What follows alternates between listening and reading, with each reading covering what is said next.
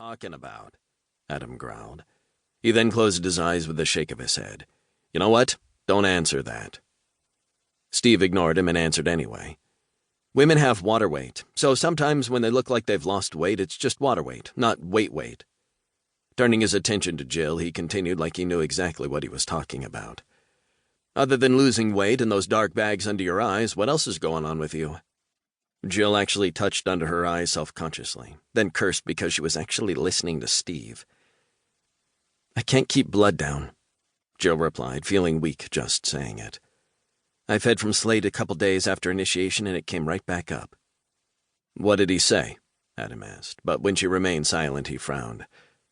"You haven't told him?" "No." Jill shuffled from one foot to the other. "He's been so busy with all the funeral ceremonies, I just thought like you guys do. I have a virus, but I'm not getting any better. Regular food makes me nauseous, but even if I eat a rare steak for the blood, it comes right back up." Hello?" Steve threw his arms out wide. "You're engaged to a doctor."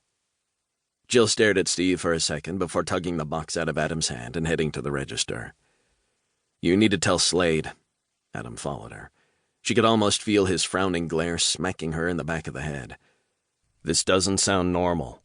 "He's been so busy and—" Jill tossed the box on the counter to pay.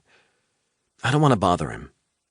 The woman behind the counter took the box, but was staring at Steve and Adam with disapproval as Jill dug money out of her pocket. "Honey, you shouldn't be the one paying for this." The woman glared at Adam and Steve, who stood behind Jill with their arms crossed.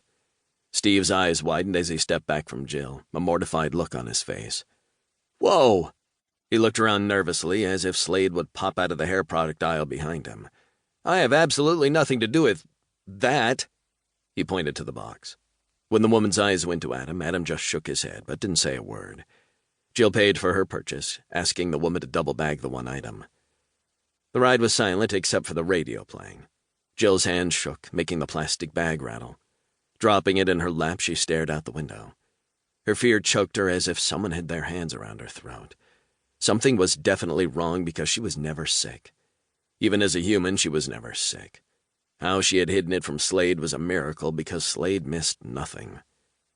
Jill knew she wasn't pregnant, yet in the back of her mind she remembered when her mom was pregnant with Seth, throwing up constantly, and all she did was sleep. Resting her head back on the headrest, her eyes closed. She was tired and weak. All she wanted to do was go to bed and never get up. She could hear her name being called, but she had to fight to pry her eyes open. "Go get Slade." Steve's worried voice broke through the darkness she was fighting out of. "No," her voice croaked as her eyes finally opened to slits. "I'm fine. Just waking up. Give me a second. Geez, can no one take a nap around here?" "We've been trying to wake you for 10 minutes. Steve's voice was high-pitched with worry. Jill straightened to sit up, willing her eyes to open all the way. "Steve, stop being so dramatic." "He's not being dramatic, Jill," Adam broke in, his eyes missing nothing. "We've been trying to wake you for 10 minutes. "So I'm tired," Jill grumbled. "Haven't you ever been tired?" "Not since I've been turned," Adam added, backing away to let her out of the car. When she swayed, he steadied her. "You need to talk to Slade." "I will." Jill nodded, stretching. "I just think all the stress from everything going on got to me. I never did handle stress well." She knew by the look Steve and Adam gave her, they weren't buying it and neither would Slade. Chapter 2.